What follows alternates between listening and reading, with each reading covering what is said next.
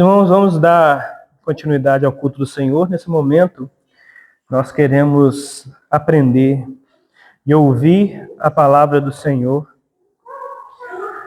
ouvir aquilo que o Senhor tem para nos dizer.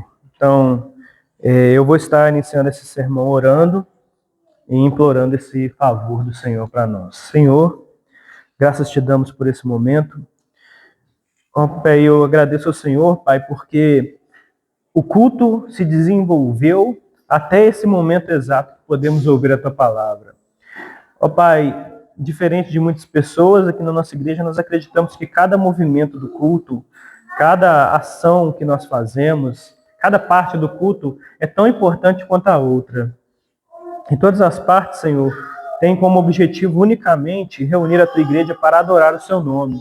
Nós adoramos cantando e cantando a Tua palavra. Nós adoramos orando e orando a Tua palavra. Nós adoramos lendo a Tua palavra, interpretando a Tua palavra, chamando a Tua palavra ao nosso coração, convidando a Tua palavra, Senhor, a ceiar em nossos corações, em nossas mentes, para que com a mente entendamos e com o coração amemos, Senhor, a Tua palavra.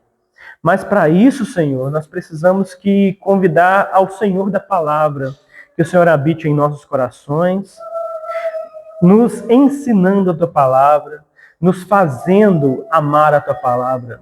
Porque sabemos, Senhor, que se o Senhor nos deixar com a Tua palavra, nós vamos destruir a Tua palavra com a nossa mente.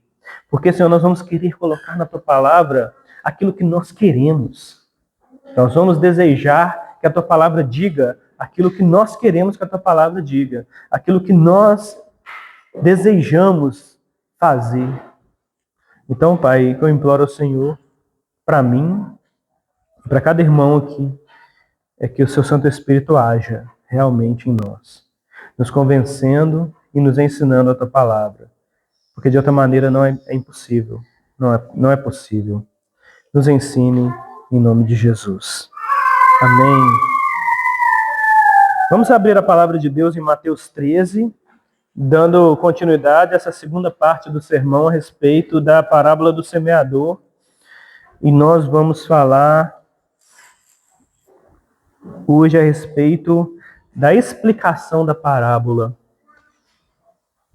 No domingo passado, nós falamos a respeito de como que a razão pela qual Deus falava, ou Jesus falava por parábolas.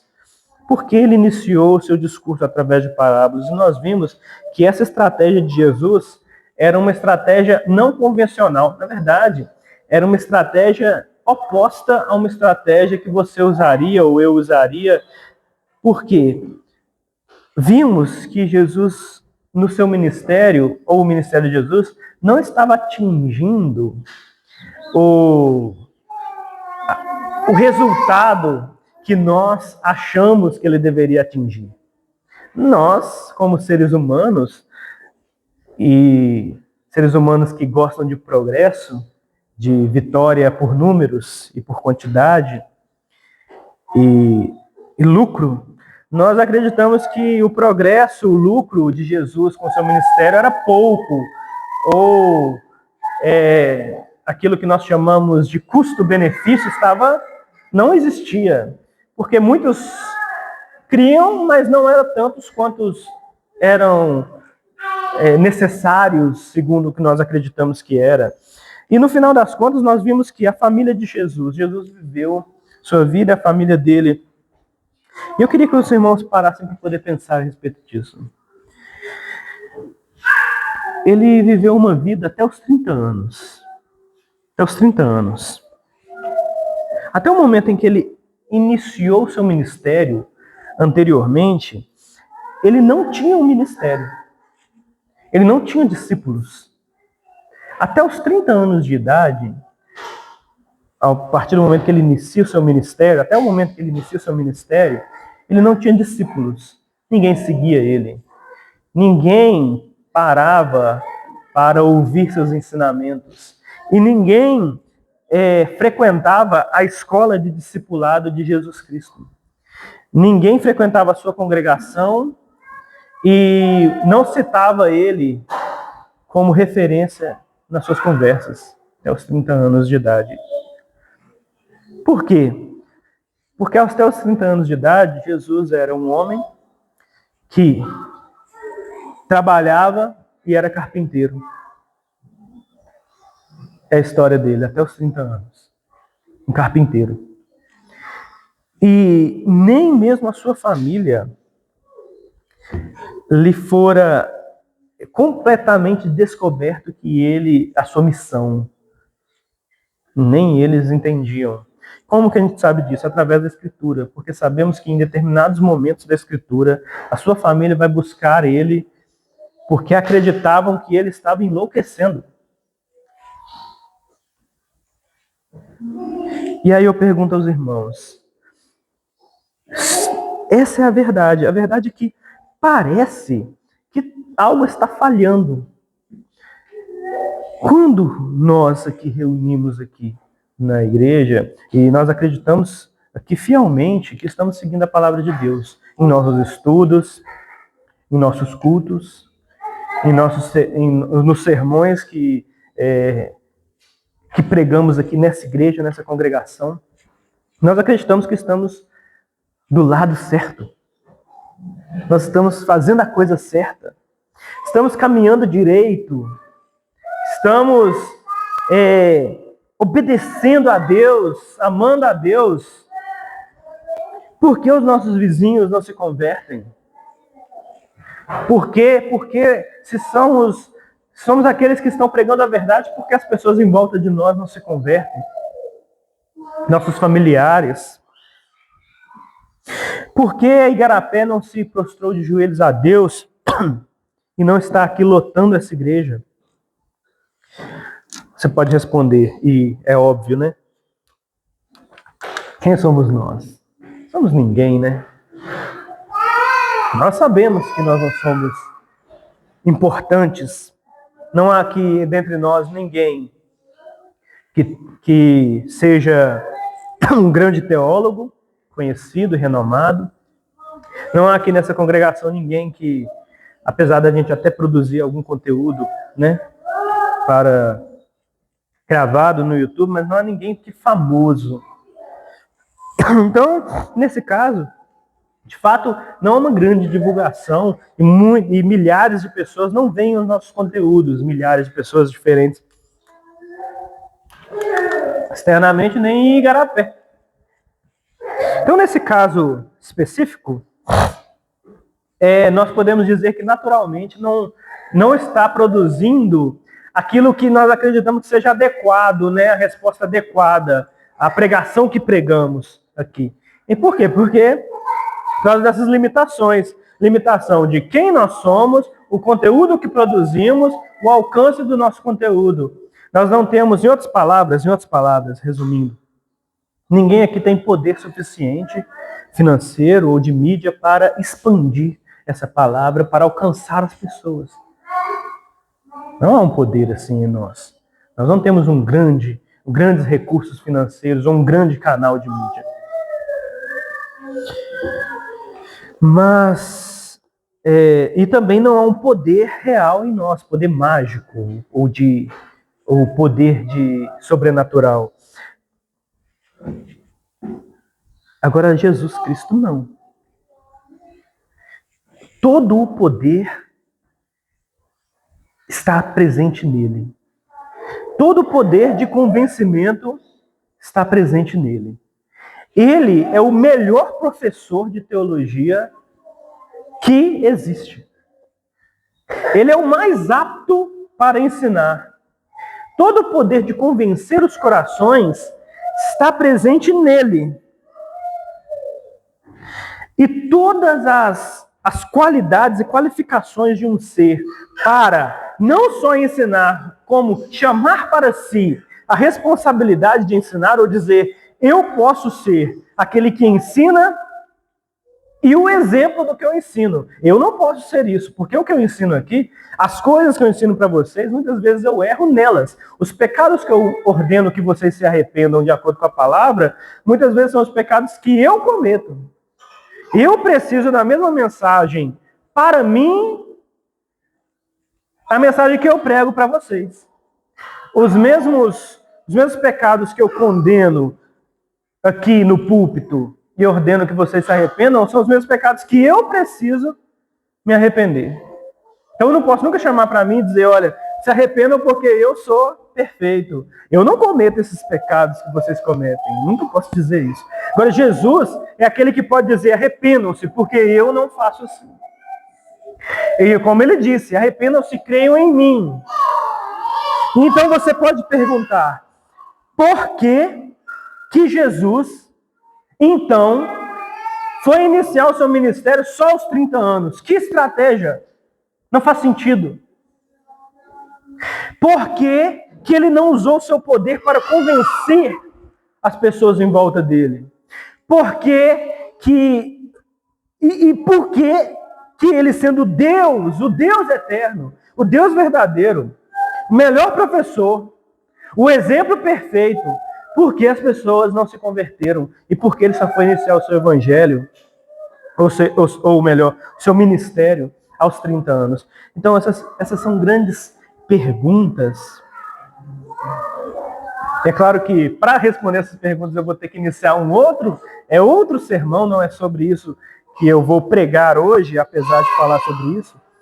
Mas essa pergunta é a pergunta a qual eles estavam fazendo para Jesus e a qual resultou no ensino das parábolas. E qual que é a questão? A questão é, Jesus, o custo-benefício, a relação de custo-benefício, o investimento ou o lucro não está funcionando. As pessoas, ao invés de te amarem, uma pequena parte te ama, mas o resto, todo mundo, o resto que não te ama, das multidões que te seguem, uma parte quer aquilo que você está oferecendo, que é pão, milagre, cura. Outra parte não está entendendo o que você está falando realmente. Não está entendendo. Então eles ouvem, vão para casa. Ouvem, vão para casa. Ouvem, comem pão, peixe, vão para casa. Ouvem, vê um milagre, vão para casa. Mas não há mudança. E uma outra parte, as autoridades religiosas, elas te odeiam e querem te matar. Então, não faz muito sentido, humanamente falando. Se ele é Deus, se ele é professor por excelência, se ele é o próprio exemplo, e se é ele quem convence, por que esses resultados tão diferentes? Por quê? E então Jesus iniciou a falar por parábolas, e no domingo anterior nós explicamos que as parábolas não eram uma estratégia para melhorar o seu ministério. Piorou nos termos que nós estamos estabelecendo. Porque agora Jesus começou a falar por parábolas para que ninguém entendesse. E só entendesse aqueles que ele quisesse explicar. E então ele inicia e estabelece o seu ministério por parábolas na parábola do semeador. E é uma parábola a respeito de entender o reino de Deus. De entender a mensagem. É uma parábola a respeito de compreender o reino de Deus. E é sobre isso que nós vamos falar hoje. Sobre essa estratégia de parábolas. E então, por quê? E o texto diz assim: naquele mesmo dia, saindo Jesus de casa, sentou-se à beira-mar. Grandes multidões se reuniam perto dele, de modo que entrou num barco e se assentou, e toda a multidão estava de pé na praia. E de muitas coisas lhe falou por parábolas, e dizia: eis que o semeador saiu a semear. E ao semear, uma parte caiu à beira do caminho, e vindo as aves, a comeram. Outra parte caiu em solo rochoso, onde a terra era pouca, e logo nasceu, e visto não ser profunda a terra, saindo, porém, o sol, a queimou, e porque não tinha raiz, secou-se. Outra caiu entre os espinhos, e os espinhos cresceram, e a sufocaram. Outra, enfim, caiu em boa terra, e deu fruto a 100, a 60 e a 30 por um. Quem tem ouvidos, ouça. E em algumas Bíblias está escrito: quem tem ouvidos para ouvir, ouça. Então se aproximaram os discípulos e lhe perguntaram: por que lhe falas por parábolas? Essa é a pergunta. Essa é a pergunta. Já estava difícil. Já não entendíamos muito bem, nem os discípulos entendiam muito bem o ministério de Jesus, né? Nós sabemos disso. Muitos não querem participar. Muitos te odeiam e querem te matar. Muitos, há alguns instantes atrás, ou no dia anterior, ou no mesmo dia, né? Disseram que a maneira com que você expulsa demônios é através de demônios. Então por que iniciou a falar de coisas ocultas? Por que ocultou mais a mensagem? Por que dificultar mais? Essa é a pergunta dos discípulos. Os discípulos estão perguntando: por que o Senhor dificultou? Por que o Senhor fez isso? Nós não entendemos. Nós que andamos com o Senhor, não entendemos a parábola.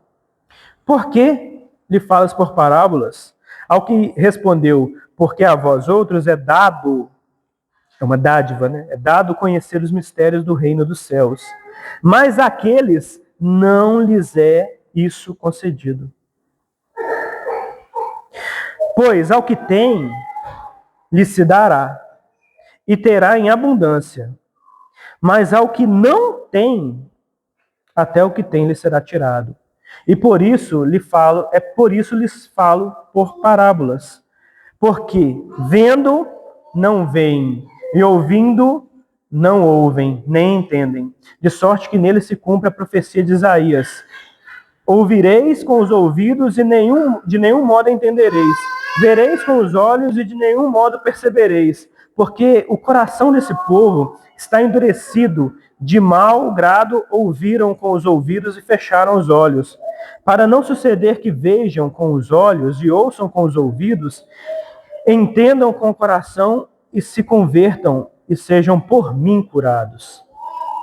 Bem-aventurado, porém, os vossos olhos, porque veem, e os vossos ouvidos, porque ouvem.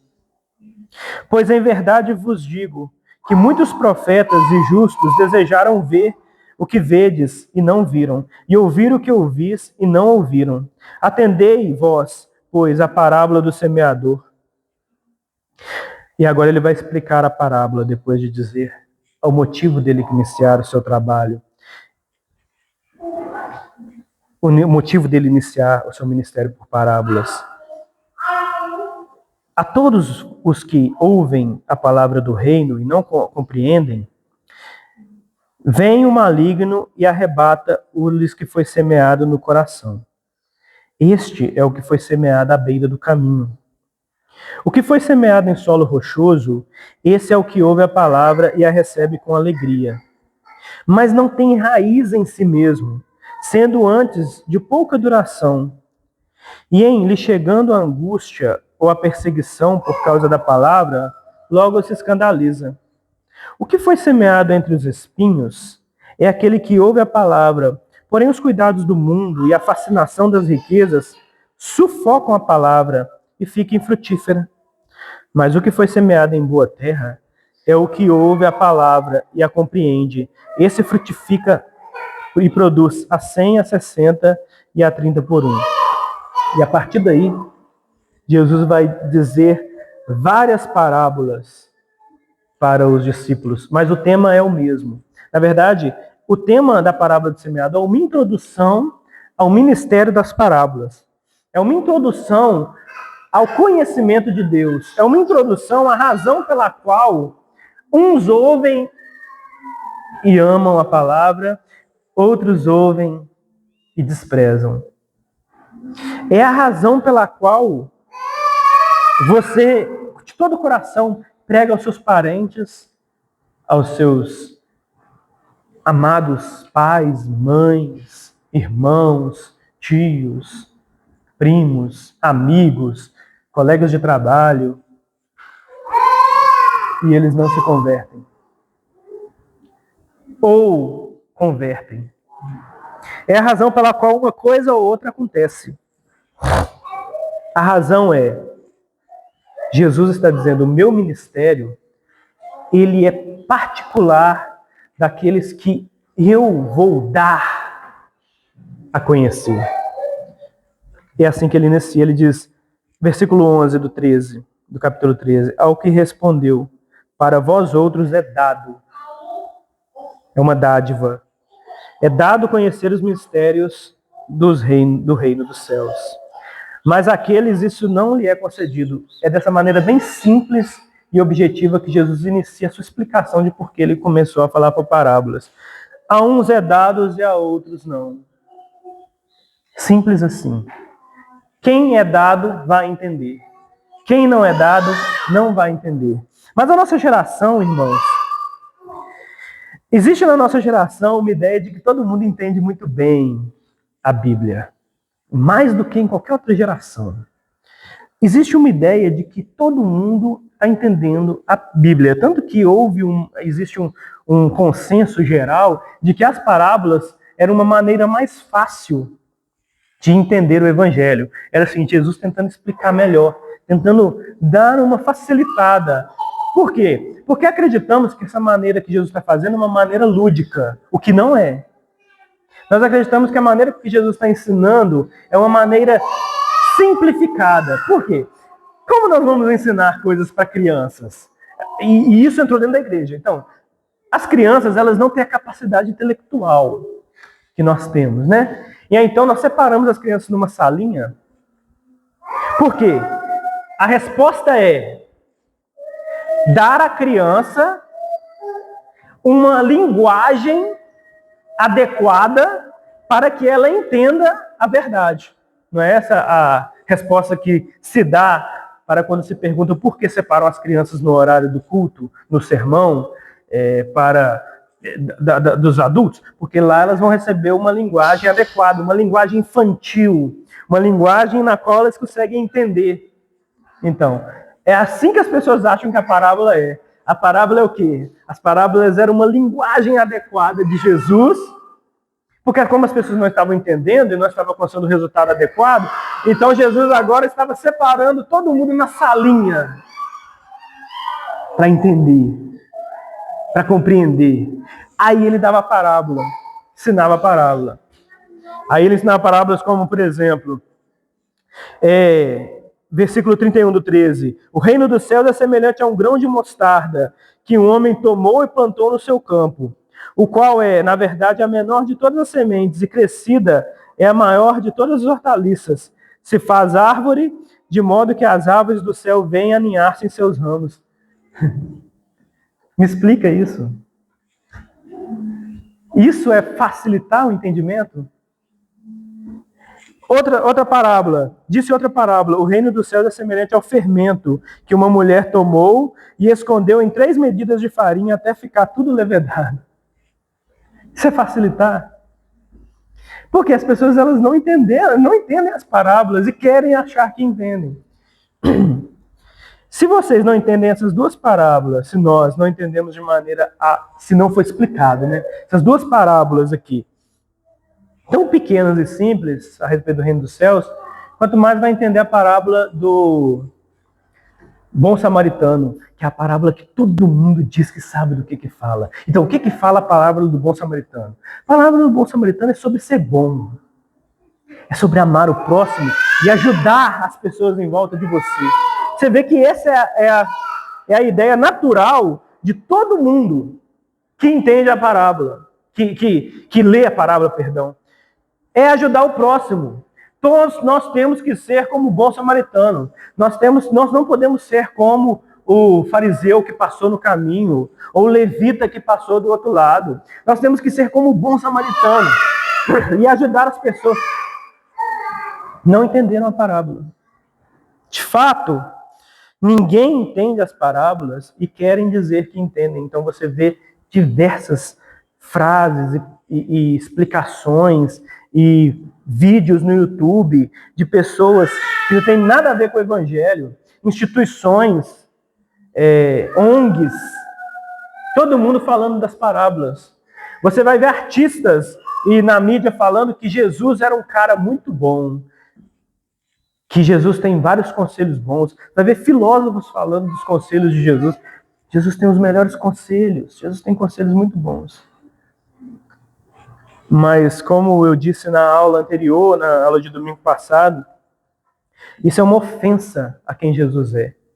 Porque dizer que Jesus tem vários conselhos bons e, na verdade, rejeitá-lo como Deus é incompatível com aceitar os seus conselhos.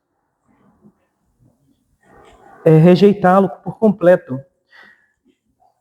E então nós entramos aqui na parábola, que é uma parábola sobre isso, sobre quem entende, quem aceita as parábolas, quem entenderá as parábolas.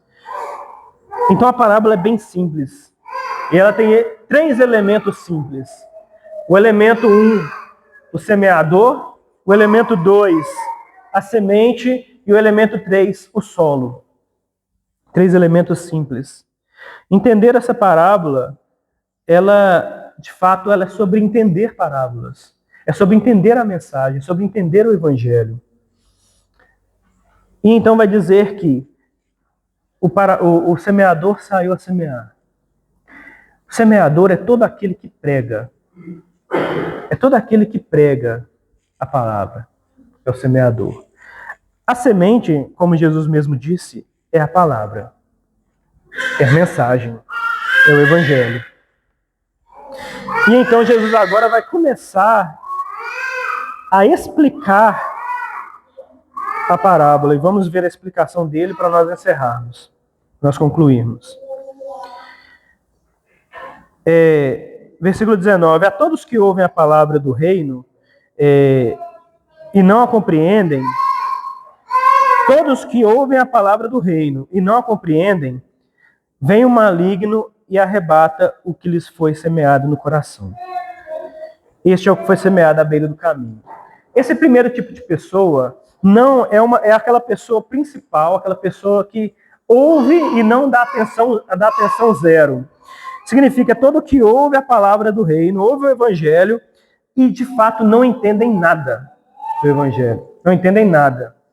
Não estão objetivamente, crianças, não estão objetivamente entendendo e não dão atenção. E Jesus diz que vem o maligno e arrebata o que lhe foi semeado no coração.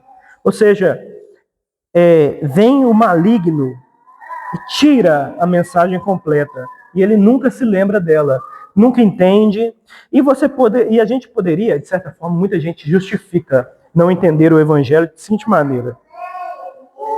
Eu tenho pouca capacidade. Eu não tenho capacidade de entender. Eu tenho idade avançada, tenho pouca idade. Então, muitas pessoas tentam justificar a razão pela qual elas não entendem o evangelho. De que maneira? Elas dizem que tem sérios problemas externos, e esses problemas externos, seja idade, seja capacidade cognitiva, não conseguem entender o evangelho. Isso não justifica. Isso não justifica de maneira nenhuma. E, na verdade, a maneira com que Jesus explica é isso. Você só não entende porque o maligno tirou do coração de vocês. Vocês não vão entender. Não vão entender. Não foi dado a vocês entender. Essa justificação, apesar dela parecer nobre, ela está dizendo assim: olha, eu não tenho capacidade de entender o evangelho por causa da minha idade ou da minha capacidade mental. Isso significa que Deus é culpado. Isso significa que Deus tem uma mensagem complexa demais. Isso significa que Deus não está preparado para mim. Eu sou uma pessoa complexa demais para Deus. Difícil demais para a mensagem dele. E por isso eu não entendo. Essa é a resposta. Essa é a resposta por trás da justificativa.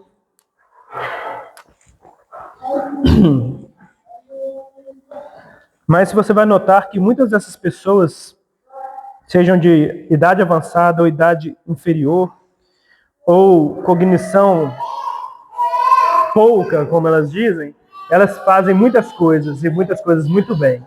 E gravam muitas histórias. Eu tenho meus filhos. Meus filhos, crianças, lembram o nome de personagem de desenho, falas de personagem de desenho. Eles lembram de coisas que acontecem em filmes e que eles assistem. Lembram. Eles não têm justificativa nenhuma para dizer que não entenderam o Evangelho, porque eles ouvem o Evangelho. Não é problema assim. Então essas capacidades cognitivas ou de idade não justificam. Não justificam. Elas só mostram que Jesus está dizendo. Esses têm ouvidos, mas não ouvem. Têm ouvidos, mas não ouvem. Têm olhos, mas não veem. Então o versículo 20 diz: o que foi semeado em solo rochoso é o que ouve a palavra e a recebe logo com alegria, mas não tem raiz em si mesmo, sendo antes de pouca duração. E em lhe chegando a angústia ou a perseguição por causa da palavra, logo se escandaliza. Ou seja, esse segundo ouviu, guardou no coração, mas não tem raiz no coração. Isso significa, basicamente, para nós também adiantarmos, é aquela pessoa em que coisas externas são muito mais importantes ou muito mais impactantes do que a verdade. A verdade entra no coração, mas tantas coisas ocupam o coração que expulsam a verdade. Expulsam. Isso Jesus está dizendo, não tem raiz para firmar. Outras coisas ocupam aquele lugar. Outras coisas ocupam aquele lugar, seja dinheiro, a perseguição, angústia. Elas começam a tomar conta e expulsam a verdade. Ela vê e fica escandalizada. Vê a verdade, faz uma comparação, mas não tem raiz, não tem profundidade. Ela até ouviu, mas ao se comparar com as coisas desse mundo, seja as angústias, as dificuldades, essas coisas expulsam a verdade do coração dela. Não firma. Tem pouca raiz, então a duração é pouca. E versículo 22, o que foi semeado entre os espinhos é o que ouve a palavra, porém os cuidados do mundo e a fascinação das riquezas sufocam a palavra e ela fica infrutífera. Esse daqui é o mais perigoso, porque até então nós vimos aquele que nem ouve e diz não entendi. Eu não entendo o que você está falando, por isso eu nem busco entender a palavra de Deus. O segundo, a palavra de Deus tem um lugar lá, mas não é um lugar suficiente para ficar. E é expulso. Quando toda vez que vem a angústia, ela não se lembra da palavra para resolver, para ajudar. Ela não se lembra da palavra do reino de Deus para firmar, para ficar firme no dia da angústia e no dia mau. Ela busca outras coisas, né? Mas esse aqui não, esse aqui é aquele que a palavra está lá. Ela entrou no coração, ela encontrou um lugar no coração e ela começou a crescer uma planta. Então ela tem uma aparência. Você vê a planta está visivelmente lá. Porém,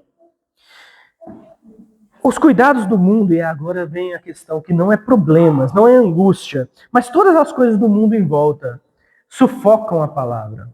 A palavra fica lá. A Bíblia não diz que a palavra morreu.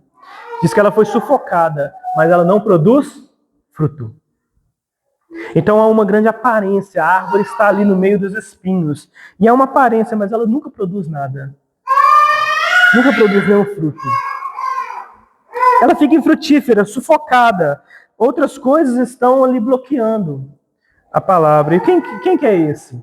Esse não é o que passa por angústias, mas é aquele que... você vê, o cara que passa por angústia e por problemas, o que ele faz? Ele, de fato, abandona a palavra. Ele não utiliza da palavra para vencer os seus problemas. Ele não utiliza da palavra de Deus, das Escrituras, para vencer a angústia. Ele não usa o Salmo 19, que diz que a lei do Senhor restaura a alma. Ele busca outras coisas para restaurar a própria alma. E abandona a palavra, e ele diz, a Bíblia não é suficiente para isso. Agora, o homem que foi semeado entre os espinhos, ele tem a palavra, ele tem uma árvore. no meio dos espinhos. Mas todas as outras coisas em volta dele estão competindo junto com a árvore. Junto com a árvore. Ele acrescentou a árvore. Ele acrescentou a árvore. E por isso a árvore não dá fruto. Você vai ver frutos em volta, mas são todos frutos do espinheiro. Porque a árvore está sufocada, ela mesma não produz nenhum fruto. Não há nada que condiza com um cristão verdadeiro. Ele vem à igreja, senta e canta. Ele ora e lê. Mas a árvore dele não produz nenhum fruto do Espírito. Então a riqueza, a fascinação do mundo, ela é aquilo que ele ama. É aquilo que o cativou. É aquilo que o transforma. Então, ele está presente, ele tem uma árvore, mas essa árvore não produz o fruto adequado. Mas a última, que é a mais importante, que diz assim: mas o que foi semeado em boa terra é o que ouve a palavra e compreende, e esse frutifica e produz a 100, 60 e a 30 por 1. E há um grande perigo nesse último, porque esse último aqui parece que é uma pessoa que está tudo beleza, tudo bem. E muita gente pega esse último terreno e diz que é o terreno adequado para plantar, é que produz a semente adequada e o fruto adequado. Significa que tudo depende do terreno, ou seja, o terreno, sabemos, é o ouvinte. Então, se depende do terreno, não depende mais nem do semeador e nem da semente, certo? A semente, irmãos, produzirá aquilo que ela deve produzir. Em outros textos extra esse, diz que a semente, ou seja, o evangelho do reino, é o poder de Deus para a salvação, que é a produção dos frutos, né? Para a produção dos frutos. Mas aqui parece que Jesus está dizendo, então, que a terra tem que ser adequada. Então, tudo que falta é o terreno adequado, né? Mas não é isso que o texto está querendo dizer. O que foi semeado, versículo 23, o que foi semeado em boa terra é o que ouve a palavra e a compreende. E aqui está a grande questão. Ele a compreende. Juntando ao que Jesus disse aqui no versículo 11, porque a vós outros é dado conhecer os mistérios do reino, mas àqueles isso não lhe é concedido. Você tem o terreno pronto. Você tem aquilo que o terreno é. O que é o terreno? O terreno fértil é um terreno que foi dado, que foi proporcionado, que foi produzido por Deus para frutificar. Então há dois grandes exemplos aqui que eu quero dar, que para nós encerrarmos, já passamos do tempo. É que primeiro, lá em Gênesis, eu não vou abrir por causa da questão de tempo, mas os irmãos conhecem muito bem. A Bíblia diz que em Gênesis, o Senhor fez o mundo, criou todas as coisas, e então ele fez um jardim. O Senhor cultivou um jardim. E nesse jardim ele plantou. E depois colocou o homem só para cuidar. O que significa isso? Significa que o terreno em si tem um poder que só é derivado da dádiva do jardineiro. O que nós estamos lidando aqui nesse texto é com um terreno que foi preparado para produzir, que foi dado, que lhe foi concedido que produzisse. Essa é a primeira grande parte e a parte mais importante. Se você é um terreno que produziu fruto, lhe foi dado produzir fruto. Lhe foi concedido ser esse terreno, porque você deveria ter sido qualquer um dos outros terrenos. Qualquer um dos outros terrenos. Então, lhe é a dádiva de ser o terreno adequado. É a dádiva de ter o agricultor adequado. Mas lembre-se, a parábola não fala de agricultor. A parábola não fala de coisas externas ao que a parábola fala. Ela fala só do que ela fala. E Jesus explica a parábola com a parábola. E uma outra oportunidade eu vou falar a respeito disso, de como que as parábolas funcionam nesse requisito de parábolas só servem para as parábolas. Elas têm o propósito na parábola de ensinar aquilo que ela está. Então os exemplos lá não devem ser expandidos além da parábola. O que nos é ensinado aqui é que se você é um terreno que ouviu e gerou sementes, gerou frutos, e a semente ali frutificou, lhe foi dado. Lhe foi concedido ser esse terreno. E a outra coisa é, irmãos, esse terreno não significa que nele não havia espinhos e nem pedras. E isso é interessante. Por quê? As pedras e os espinhos aqui, elas não são o problema em si. Por quê? Porque a pedra e o espinho, eles destruíram a árvore, destruíram seus frutos. E todos esses problemas que Jesus cita como pedras e espinhos, quais são os problemas? O que é a pedra? O terreno rochoso? Angústia e perseguição. Que crente não sofre angústia e perseguição? Então, culpar o terreno e dizer, olha, eu só não sigo o Senhor por causa que eu sou um terreno que vive em meio a angústia e perseguição, não justifica, como eu disse. Todo cristão sofre angústia e perseguição. Veja Paulo. Veja Jesus Cristo. Todos sofrem angústia e perseguição. Todos são afligidos pelos problemas. Não são? Então, dizer que você não foi devidamente cultivado da maneira correta, porque a angústia e a perseguição te destruiu, não é adequado. E, por último, todos nós vemos o mesmo mundo, e esse mundo é fascinante. Mas nós não podemos ser como aquele companheiro de Paulo, né? Demas, que tendo sido fascinado pelo mundo e amou o mundo e fez o quê? Abandonou Paulo. Ele era esse terreno que foi semeado e por um tempo ele andou com Paulo, mas o mundo fascinou e ele foi embora. Ele foi embora.